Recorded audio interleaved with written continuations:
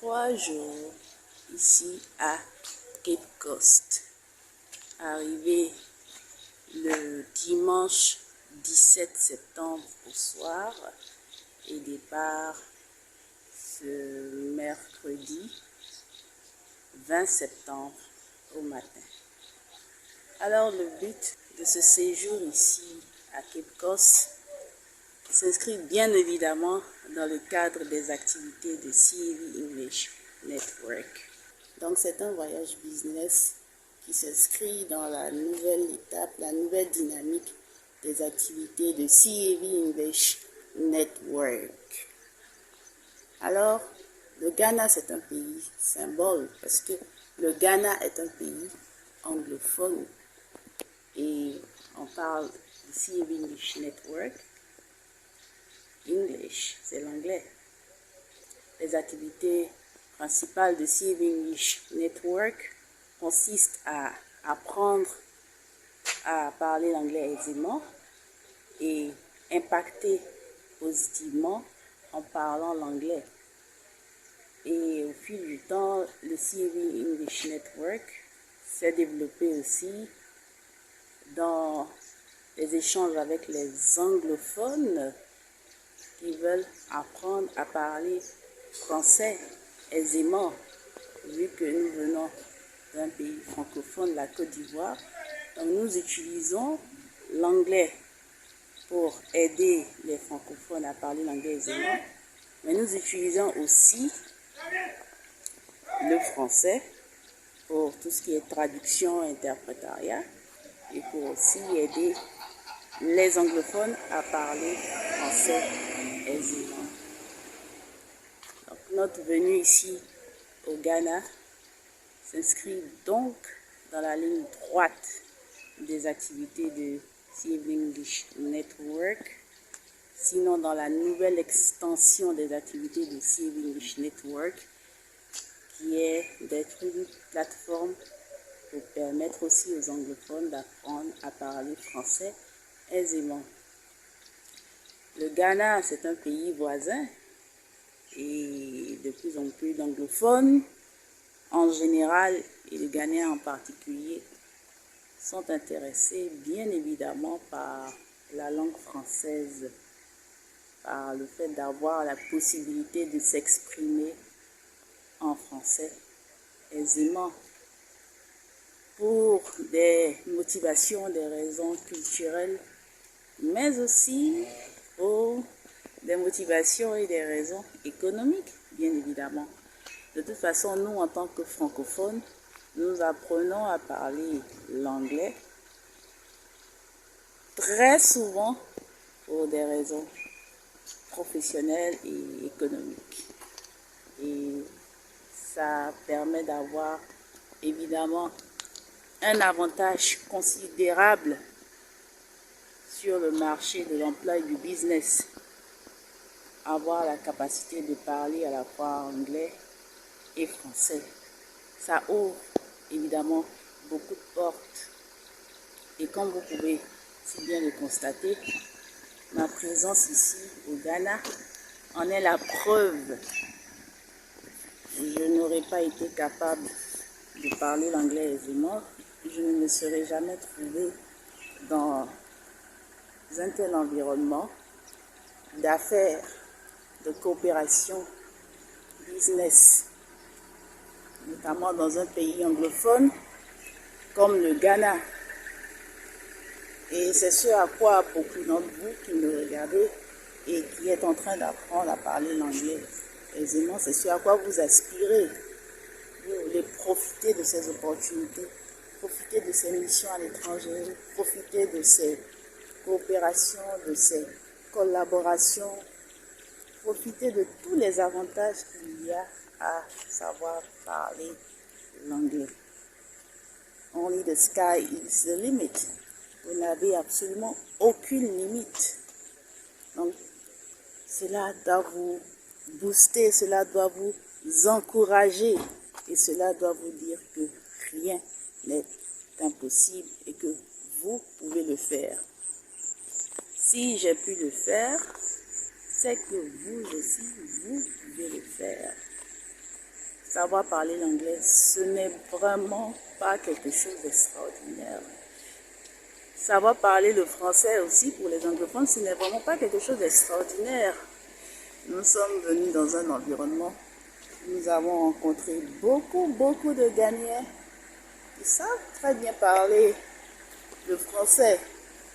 Bon, pour certains, notamment pour ceux que nous avons rencontrés, ce sont des personnes qui ont appris à l'université, donc qui sont des diplômés, des docteurs, des doctorants, ont appris la langue française.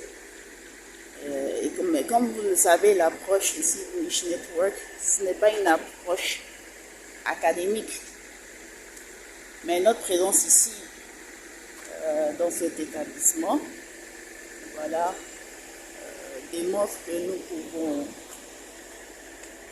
nous ouvrir à d'autres horizons, collaborer et travailler avec les personnes du milieu académique anglophone, même si nous n'avons pas le background ou les diplômes académiques universitaires, mais que nous sommes capables d'utiliser efficacement la langue anglaise pour atteindre nos objectifs. Ce qui est très intéressant avec les anglophones en général, c'est que le diplôme, certes, il est important, mais ce n'est pas le diplôme qui détermine votre savoir-faire. Quand je dis le diplôme papier, ce n'est pas le papier qui vous fait vous. C'est ce que vous êtes capable de faire que vous devez démontrer sur le terrain. Vous comprenez?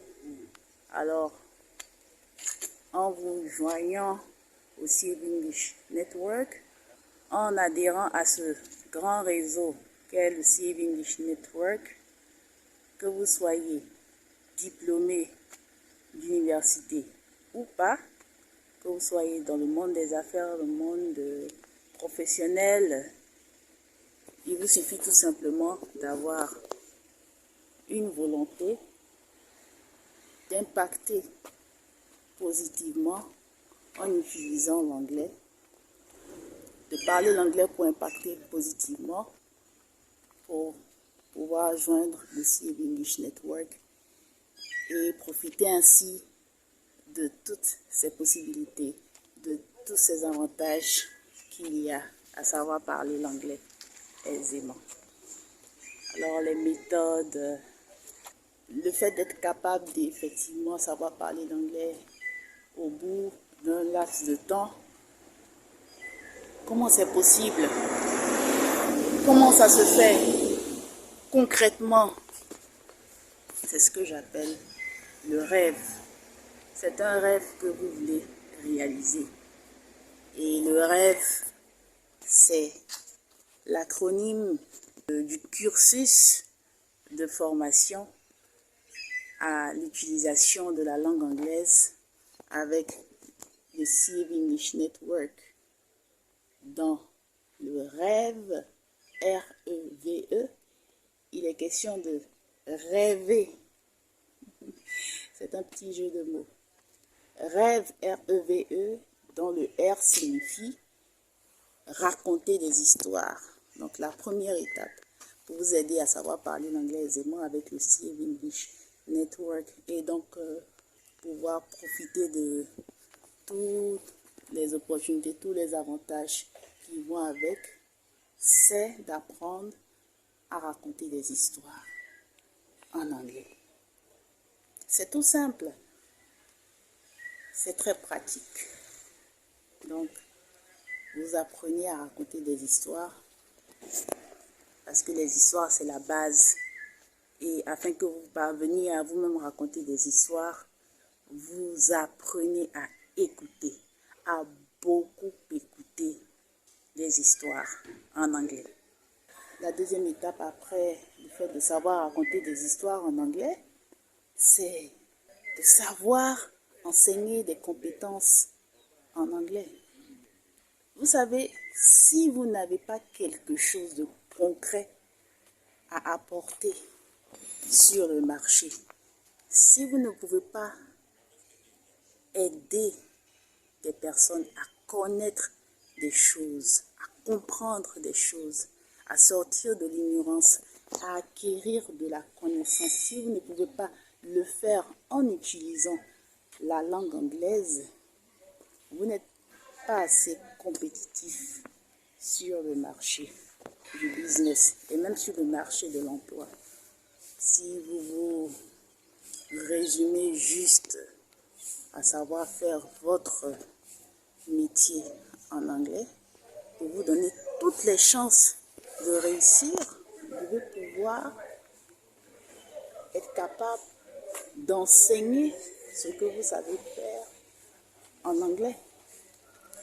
Utilisez la langue anglaise pour enseigner ce que vous savez faire, pour enseigner votre savoir-faire et vos compétences.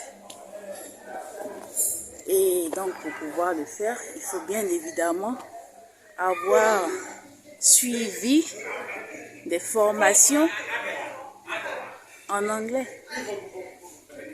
pour que vous soyez capable de vous-même transmettre des formations en anglais en utilisant l'anglais comme outil pour transmettre la connaissance, le savoir-faire et les compétences.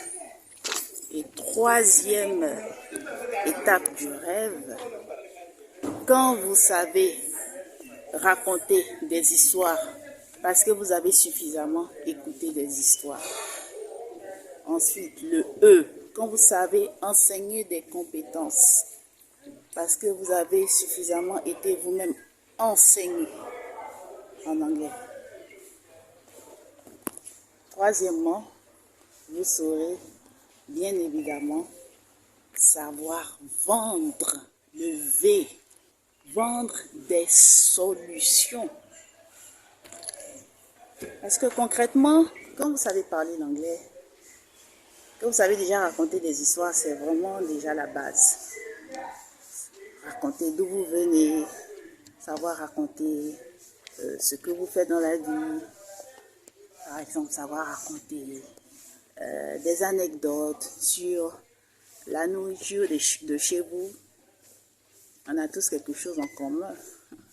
On mange tous. Et autour d'un repas, autour d'un déjeuner d'affaires, c'est vraiment l'occasion de pouvoir échanger autour des repas que nous sommes en train de consommer au moment de ce déjeuner d'affaires.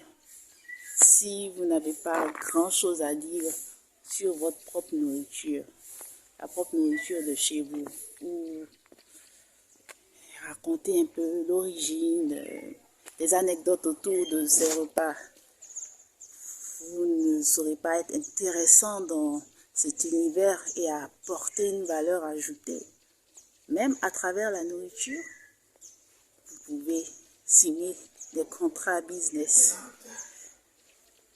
Et donc, quand vous savez raconter des histoires, vous savez enseigner des compétences, bien évidemment, l'étape suivante, savoir vendre des solutions. Est-ce que vous soyez entrepreneur, que vous soyez employé, juste travailleur, autonome, voilà, que vous soyez chef d'entreprise, propriétaire d'entreprise,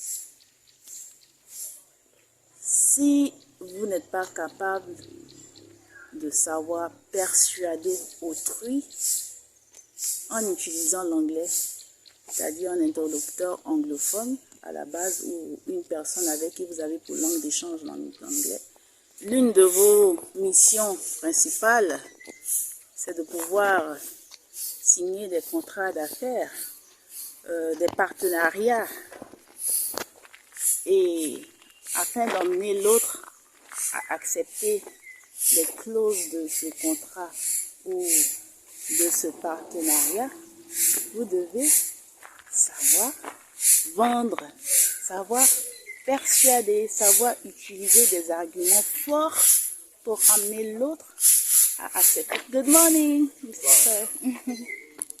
No, I'm not filming you. I'm not filming you.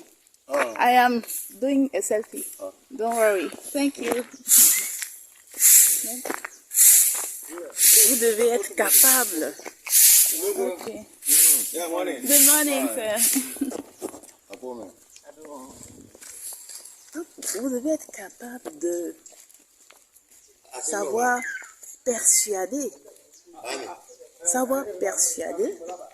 l'autre en utilisant l'anglais. C'est vital en fait.